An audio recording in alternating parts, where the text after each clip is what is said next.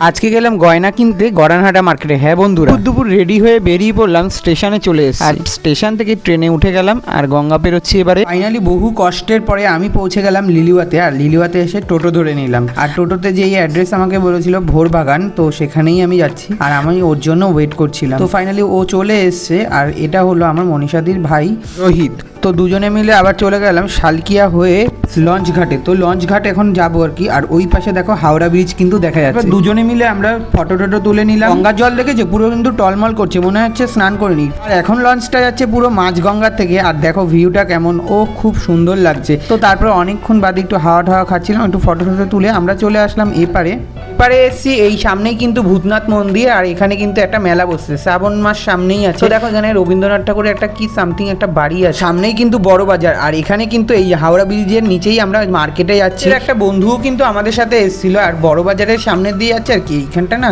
খুব নোংরা আছে। তো যাই হোক ফুল মার্কেটে চলে এসেছি। আর এখানে কিন্তু বাজার দর অনেকটাই সস্তা। আর এই মুকুটগুলো কিন্তু অনেকটাই সস্তায় আমি পেয়ে গিয়েছিলাম। আর এত ফুল দেখে আমি তো পুরো পাগল হয়ে গিয়েছিলাম, মনে হচ্ছিল সব নিয়ে নিই। এই মালাগুলো কিন্তু খুবই খুবই দাম কমের মধ্যেই পাওয়া যাচ্ছিল। মালাগুলো দেখে তো আমি পুরো একদম ফিদা হয়ে গেলাম। তো যাই হোক তারপরে আমাদের কেনাকাটা হয়ে গেছে। এবার যাচ্ছি হাওড়া ব্রিজের উপরে। আর এই ফার্স্ট টাইম আমি হাওড়া ব্রিজে আসলাম। এখন তো আমাদের বাজারঘাট হয়ে গেছে, আমরা যাচ্ছি একটু ফলের দোকানে। আর ফলের মার্কেটে এসেই আমি বাজারঘাট করে নিয়েছি। বাজারঘাট নেওয়া তো কমপ্লিট। এবার যাচ্ছি আমরা একটা মন্দিরে। এই দেখো আমরা চলে এসেছি মোটা বাবার মন্দিরে। দেখো এখানে কিন্তু এই ফার্স্ট টাইম এসেছি, এতদিন ফোনেই দেখতাম। তারপর সেখান থেকে আমরা যাচ্ছি একটু গয়নার মার্কেটে। তো গয়নার মার্কেটে চলে এসেছি। আর সামনেই যেহেতু জগন্নাথ দেবের রথযাত্রা আছে, এখানে কিন্তু বিভিন্ন কালেকশন ছিল।